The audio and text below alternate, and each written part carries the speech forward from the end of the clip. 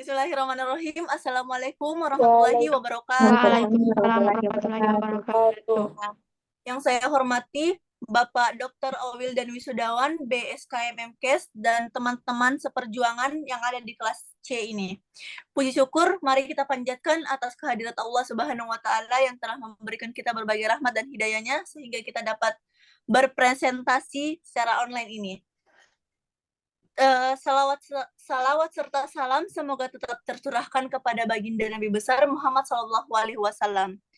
Dalam kesempatan kali ini, izinkan kami memaparkan materi yang berjudul siklus air, evaporasi, dan sedimentasi. Sebelum memasuki materi, izinkan saya dan rekan-rekan saya memperkenalkan diri terlebih dahulu.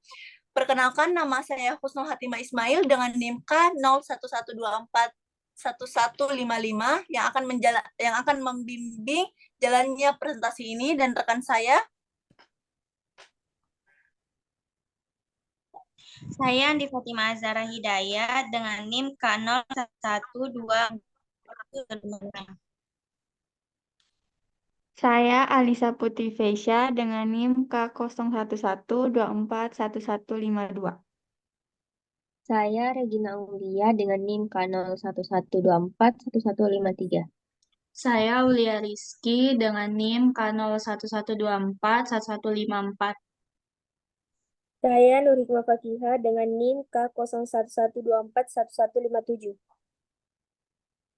Baik, materi pertama yaitu mengenai tentang siklus air yang akan dibacakan oleh rekan saya yaitu Regina. Dengan hormat kami persilahkan. Siklus air atau hidrologi adalah proses pergerakan air di bumi yang melibatkan perubahan bentuk air dari cair, gas hingga padat dan kembali lagi melalui berbagai tahap dan lokasi yang didorong oleh energi matahari. Siklus air merupakan proses dinamis yang penting untuk mendukung kehidupan di bumi dan mempengaruhi banyak aspek lingkungan dan iklim kita. Dana kelihatan. Baik, adapun proses, dampak, dan faktor dari siklus air ini, untuk proses akan dijelaskan oleh teman saya yaitu Regina. Dengan hormat kami persilahkan. Proses siklus air yang pertama yaitu penguapan. Air dari lautan, danau, sungai, dan sumber air lainnya berubah menjadi uap air karena panas matahari. Yang kedua adalah transpirasi. Tanaman melepaskan uap air melalui daun ke atmosfer. Yang ketiga adalah sublimasi, yaitu es dan salju berubah langsung menjadi uap air tanpa melewati fase cair. Yang keempat adalah kondensasi. Uap air di atmosfer mendingin dan berubah menjadi tetesan air membentuk awan. Yang kelima adalah prespirasi, yaitu tetesan air dari awan jatuh ke permukaan bumi sebagai hujan, salju, atau bentuk presipitasi lainnya.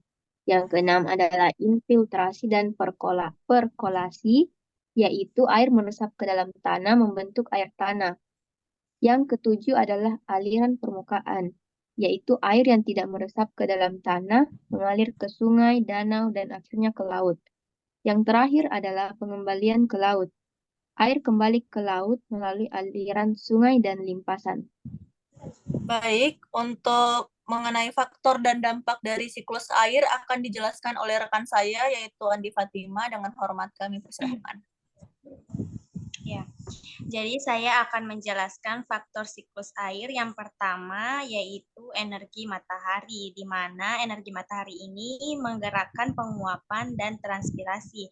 Yang kedua, temperatur dan tekanan atmosfer.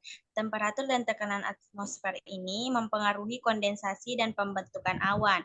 Yang ketiga, topografi, yang di mana sangat mempengaruhi pola curah hujan dan aliran air.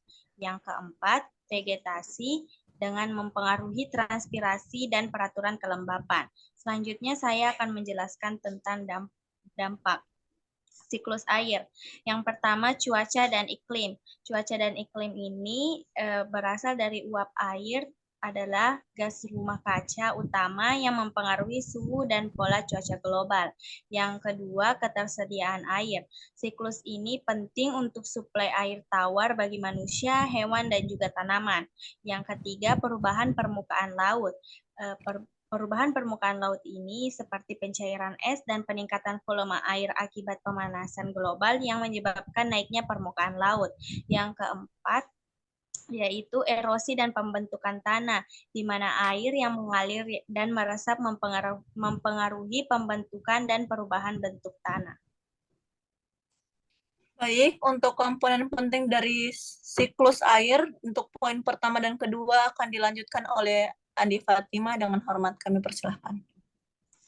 Pada poin pertama, uap air di atmosfer berperan penting dalam siklus air karena ia menyerap radiasi dari matahari dan permukaan bumi. Ketika uap air tersebut mengembun dan menjadi air cair, proses ini merupakan dengan melepaskan sejumlah besar panas ke atmosfer yang membuatnya lebih hangat dan mempengaruhi pola cuaca.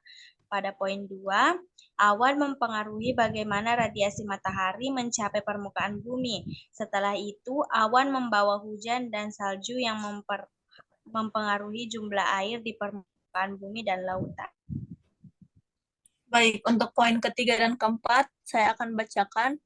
Poin ketiga, vegetasi. Vegetasi juga memainkan peran besar dalam siklus air. Tanaman tidak hanya mengambil air dari tanah, tetapi juga mempengaruhi siklus transitasi baik di siang maupun sepanjang tahun. Untuk poin keempat, salju yang menumpuk selama musim dingin memiliki dampak besar pada siklus air. Dengan albedo yang tinggi, salju memantulkan sebagian besar radiasi matahari ke angkasa yang mempengaruhi suhu permukaan. Untuk komponen penting dari siklus air pada poin kelima dan keenam akan dibacakan oleh rekan saya, yaitu Regina. Dengan hormat kami persilahkan. Poin kelima dari komponen penting dari siklus air yaitu air tanah. Air tanah yaitu air yang tersimpan di bawah permukaan tanah, berkontribusi pada air sungai, terutama selama musim kemarau. Yang keenam adalah limpasan. Limpasan adalah aliran air dari daratan ke lautan yang penting untuk menjaga keseimbangan antara air tawar dan salinitasi laut atau kadar garam laut. Yang ketujuh adalah larutan merupakan komponen utama dalam siklus air global. Arus laut yang dipengaruhi oleh angin dan suhu permukaan laut membawa energi dan air ke berbagai bagian bumi. Baik, terima kasih. Untuk materi tentang evaporasi akan dijelaskan oleh rekan saya, yaitu Alisa. Dengan hormat kami persilahkan. Evaporasi atau penguapan adalah proses penting dalam siklus hidrologi yang menghubungkan kelembaban tanah dengan uap air di atmosfer dan mengkonsumsi lebih dari setengah energi matahari yang diserap daratan. Penguapan mempengaruhi neraka air dan energi global, namun estimasinya seringkali sulit dan dipengaruhi oleh berbagai faktor seperti pasokan air, kondisi atmosfer, dan karakteristik tanah. Untuk faktor yang mempengaruhi evaporasi dan tujuan dari evaporasi akan dijelaskan oleh rekan saya, yaitu Aulia. Dengan hormat kami persilahkan. Baik, terima kasih. Saya akan menjelaskan yaitu tujuan dari evaporasi.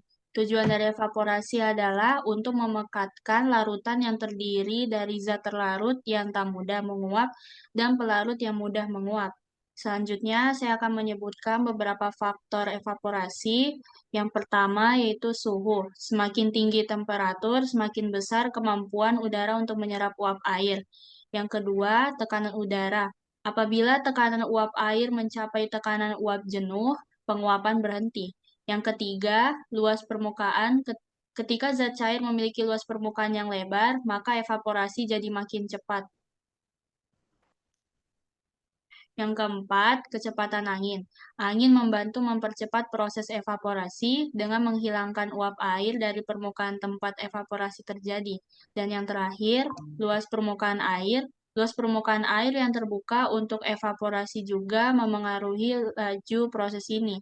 Semakin luas permukaan air, semakin banyak molekul air yang dapat menguap pada waktu tertentu. Untuk materi sedimentasi akan dibacakan oleh rekan saya, yaitu Nur Hikmah. Dengan hormat kami persilahkan. Baik, terima kasih. Sedimentasi atau pengendapan adalah suatu proses mengendapnya material yang diangkut oleh media air, angin, es atau glester di suatu cekungan. Delta yang terdapat di mulut-mulut sungai adalah hasil dan proses pengendapan material-material yang diangkut oleh air sungai. Sedangkan bukit pasir yang terdapat di gurun dan di tepi pantai adalah pengendapan dari material-material yang diangkut oleh angin.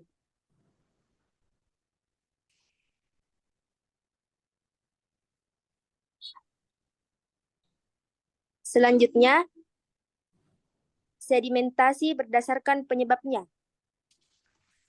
Sedimentasi berdasarkan penyebabnya adalah terbagi 3, yaitu yang pertama, sedimentasi akuatis.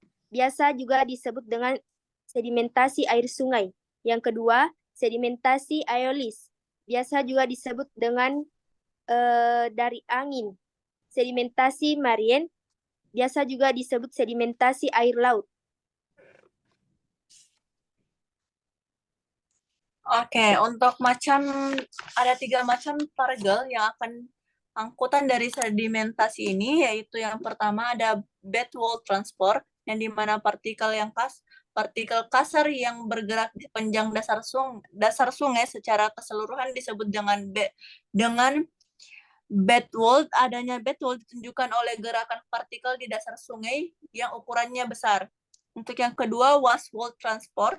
Wash wall adalah angkutan partikel halus yang dapat berupa lempung dan debu yang terbawa oleh aliran sungai. Partikel ini akan terbawa sampai ke laut atau dapat juga mengendap pada aliran yang tenang atau pada aliran yang tenang. Suspend load transport. Suspend load transport adalah material dasar sungai yang melayang di dalam aliran, terutama di dalam aliran dan terutama terdiri dari butir pasir halus yang senantiasa mengembang di atas dasar sungai karena selalu didorong oleh turbulensi aliran. Untuk kesimpulan dari materi kami akan dibacakan oleh rekan saya, yaitu Alisa. Dengan hormat kami persilahkan. Terima kasih. Jadi kesimpulannya yaitu yang pertama, siklus air merupakan proses dinamis yang penting untuk mendukung kehidupan di bumi dan mempengaruhi banyak aspek lingkungan dan iklim kita. Yang kedua, hidrologi yang menghubungkan kelembaban tanah dengan uap air di atmosfer dan mengonsumsi lebih dari setengah energi matahari yang diserap daratan. Penguapan mempengaruhi neraka air dan energi global. Namun estimasinya seringkali sulit dan dipengaruhi oleh berbagai faktor, seperti pasokan air, kondisi atmosfer, dan karakteristik tanah. Yang terakhir yaitu sedimentasi atau pengendapan adalah suatu proses mengendapnya material yang diangkut oleh media air, angin, es, atau glester di suatu cekungan. Baik, itulah materi yang kami paparkan dari kelompok 6. Mohon maaf apabila ada kekurangan dari pemaparan materi kami. Sekian, terima kasih. Wassalamualaikum warahmatullahi wabarakatuh.